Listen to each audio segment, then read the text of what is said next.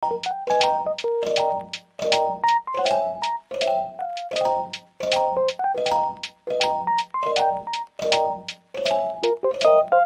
guys, nandito na kami sa ACL. Dito lang siya, malapit sa Boracay Mini Mart. Ang ganda ng location niya kasi sobrang daming convenience store. Tapos may ATM pa withdrawal dyan. So, pasok na tayo sa loob and mag-check-in na tayo. ACL Resort Hotel. Wala guys, pangalan ng kanilang cafe. Cafe Arnaldo. So, dito guys, makikita nyo sa main entrance nila, may coffee shop. So, ito yung kanilang mga drinks. Kaya dito pa lang, pwede na kayo kumain. So, halika, check-in tayo sa loob. So, ito yung kanilang coffee shop. Tapos, punta tayo second floor. Papunta sa kanilang kung saan tayo mag-check-in. Guys, yung kanilang lobby sa second floor. Second floor siya. Hello guys! Nakarating tayong galing. Ito po yung papakita natin yung breakfast kit. Ay, sa baba po ito kukunin? Sa taas po. Ay, sa taas? 5th floor. 5th floor, okay. Yes po. Ayan po yung Welcome drinks sila. Jang. Welcome drinks. Ano to?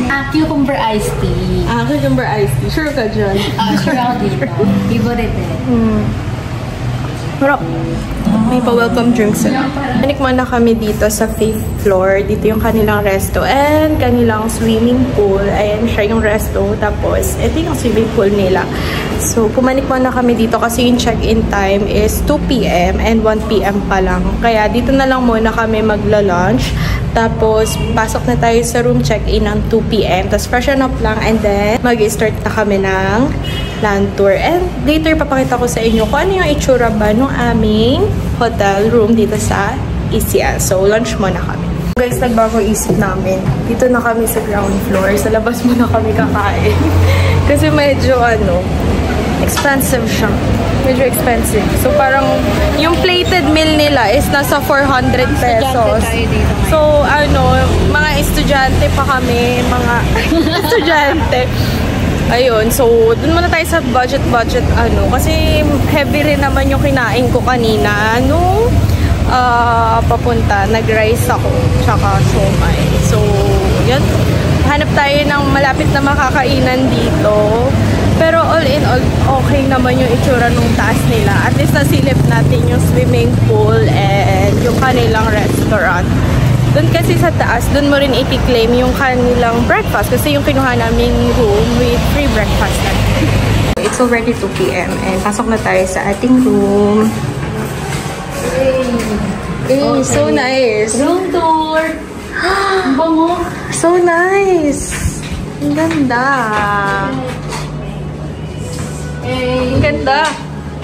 Okay guys, so ito yung aming room. Deluxe room nila to.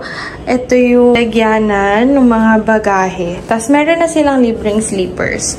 Tapos, we also have a cabinet here. Pwede nyo i-hanger yung mga clothes nyo dyan. Ano ito sa kabilang side?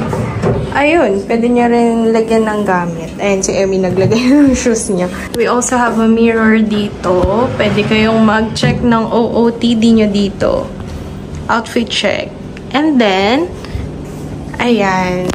Ito yung ating TV area. So, pwede rin kayo maglagay dyan ng mga gamit. And ito yung kanilang bed. So, dalawa dito, isa dyan. So, maximum of 3 person. So, yung kanilang vault. Ayan, dyan din siya. Ayan. Kung marami kayong kayamanan, di ba? Pwede nyo lagay dyan. Meron din silang cute na upuan dito. Ayan. Tapos, ito yung work area. Pwede dito rin kayo mag-makeup, mag-work, or ano. Pero, wait. Hanapin natin kung may saksakan. Mahalaga may saksakan dito dahil ako ay magtatrabaho mamayang gabi. Kaya, may saksakan kaya to? Wala pa ako nakikita saksakan. Yan lang? Kasi ito pa. Diyan na lang magtrabaho. So, Dito sana maganda mag-work. Kaso, Walang saksakan. Teka. Wala talaga. Wala talaga. Sayang naman. Ang ganda pa naman. Maglagay ka ng laptop dyan. Wala akong choice. Kundi dito ako mag-work mamaya. Kasi nandyan yung kanilang saksakan. Ayan yung aircon. Ay, yung view natin, ganyan. Pero meron yata silang room na if gusto nyo ng view. Yung kanilang refrigerator. Pagbukas nyo, ayan. May mga drinks dyan. And of course, may bayad yan. Pagka nag-open kayo nyan. Binigay din naman sa amin yung price list upon check-in kung magkano yung per drink dito. Ayan, meron din silang free bottled water.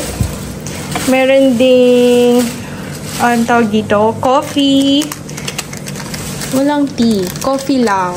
Tapos, may water, ano tawag dito? Water heater. So, meron silang water heater dito. Pampainit tubig. If want you ayun. Ayan, electric kettle. So, natin nakuha yung water heater. Pauso yun. Medyo pauso. Halimbawa, pag maliligo ka sa CR, water heater. Oo. Pero pag iinumin mo, electric kettle. Mali-mali tayo dun eh. So, ayan. Electric kettle. If want you mag-coffee. Tapos, ayan. May mga chips din. May bahid din yan, guys, ha? Kapag binuksan nyo. And then, ayun. Very nice nung room. And later, sasabihin ko sa inyo kung magkano ko to na-book sa Agoda. So, i-review natin, guys, kung malambot yung kanilang kutsyon. Malambot ba yung kutsyon? Iba. Iba yung kama. Sarap matulog. Pero kasi, guys, 3 days and 2 nights lang kami dito. So, kailangan din namin lumabas agad after mag-freshen up. Para mag-land tour. Kasi, para hindi sayang yung only pass na kinuha namin dun sa hop-on-hop ng Southwest.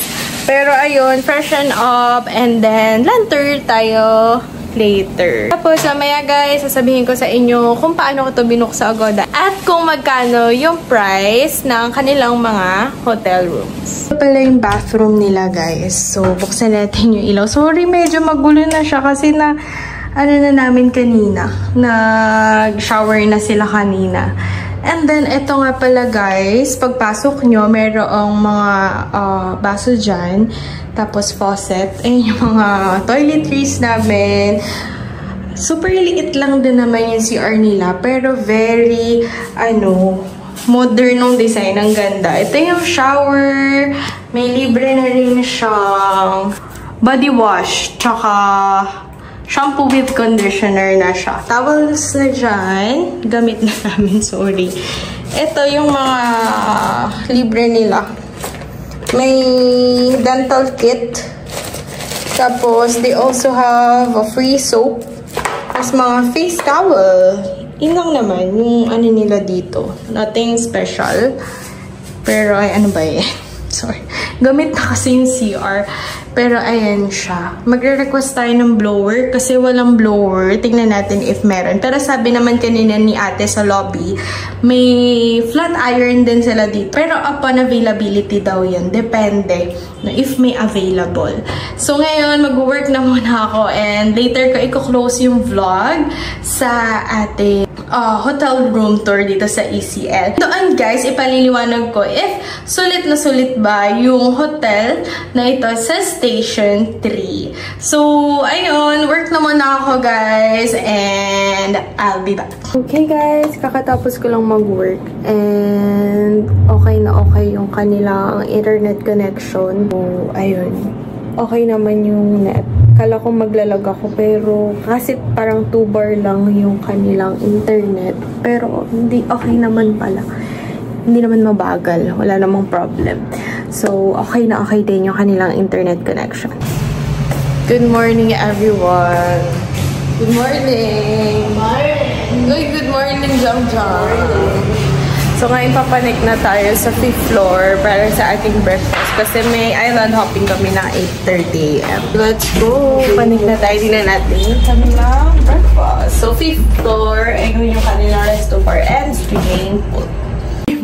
Nakalimutan ko guys yung yung stab or ano. Meron kasing kailangan dalhin na something. Ito. Ito yung sa breakfast. Ito. Kailangan niya itong dalhin. Breakfast coupon nila. 7 a.m. to 10 a.m. yung kanilang breakfast. Pwede kayo mag-claim. So, panik na tayo. Ito tayo mag-claim ng ating breakfast. Dito. Kaso, dito ba? Tama ba? Hello. Good morning po.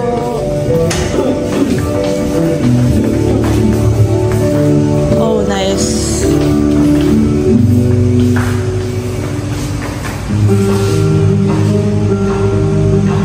Ang laki ng space.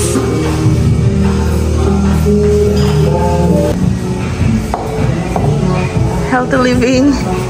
Healthy living. Healthy living ang amin nyo. Ako lemon water muna.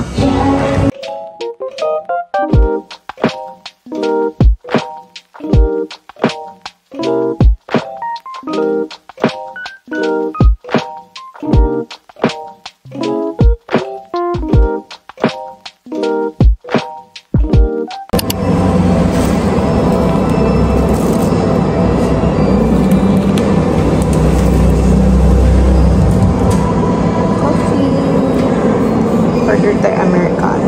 8 ounce lang. May mga pastries din sila. Mura lang.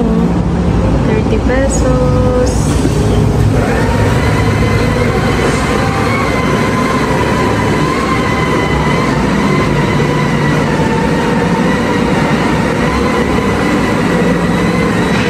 So, yan. Baba lang ako saglit. Bumaba lang saglit para kumuha ng Americano. Kasi, kay-in-one pala yun, nasa breakfast nila na included na coffee. So, kuha lang ako niyan. Then, panik na tayo agad sa room. Okay guys, so ngayon, i-close ko na yung vlog natin doon sa ating ginawang hotel room tour dito sa ACL Resort Hotel Boracay. So, it's already 10:45 na ng gabi. And, bago matulog, close muna ako ng vlog. So, ayun. As a summary, guys, kung sulit ba dito sa ACL Resort Hotel Boracay, ang sagot ko po ay yes na yes. Especially if you're looking for a budget hotel, pero maganda yung service and napakaganda rin ng kanilang mismong room. Kasi imagine, guys, siguro nakita nyo kanina sa vlog na pagkapasok namin is napakabait ni ate. She's very approachable. Napaka-smiling face niya. So, pasensya na guys sa voice ko. Ba't ganito? Kasi may natulog na yung kasama ko. So, ayun. For me, sulit na sulit siya. Kasi imagine mo, nabook ko lang tong hotel namin sa Agoda Deluxe Room for only 5,920 pesos for 2 nights na po iyon.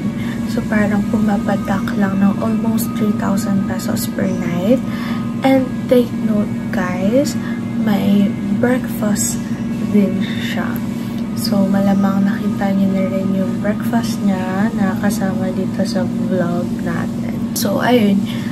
Plated breakfast siya. And for me, sulit na rin yun. Kasi kung iisipin mo yung price and yung quality rin ng room and yung service nila, okay na okay. Also guys, so mag-abang na lang kayo ng mga discounts sa Agoda. Kasi yung sa akin, parang ang nangyari is almost 6,500 siya per 2 nights. Pero dahil nakagamit tayo ng discount, nabawasan siya ng mga 500 pesos. Kaya, ganoon na lang yung naging total amount ng bill namin. Hanap-hanap din kayo ng discount para makamura kayo sa mga hotels. And then, what I really like din pala sa ating hotel na to. Kasi diba before, kung mapanood nyo, nasa Henan Lagoon tayo. So, tinry naman natin dito. Ayun nga, ang gusto-gusto ko dito, yung location nila. Although Station 3 siya, pero napakalapit niya sa lahat. Like, konting lakad lang, budget mart na. Tapos sa baba namin, meron din convenience store. Tapos ang dami rin mga Chinese restaurants around the area. So, ayun. And kaso nga lang, if meron kayong kasama mga senior citizen, PWD, or mga kids na hirap pang maglakad, well, I think this hotel is not for you kasi ang lalakarin niya para makapunta kayo sa beachfront is around 3 minutes. You need yung lakarin para makarating kayo doon sa mismong beachfront ng Boracay. Pero if magbabarkada lang naman kayo and kayang-kaya pang maglakad, okay na okay itong hotel na to. Mas prefer ko yung mga hotels na along the road lang, yung main road, kasi parang mas convenient siya for me. Tapos parang hindi siya ganoon ka-busy area. Unlike nandun ka sa mismo beachfront, although madali nga lang access, pero masaya din libutan yung main road area. Ngayon ko lang siya na-explore talaga. So, ayun. Sana guys, if you're looking for a budget hotel here in Boracay, you should check out ECL Resort Hotel Boracay. So, punta na lang kayo sa any website na pwede kayo mag-book ng hotel. Ilalagay ko na lang yung link sa baba nung pinagbukan ko na website. So, sana guys, nakatulong tong video natin sa inyo. Don't forget to like, subscribe, and click notification bell so you'll get updated every time I upload a new video. Thank you guys for watching and see you on my next vlog. Bye!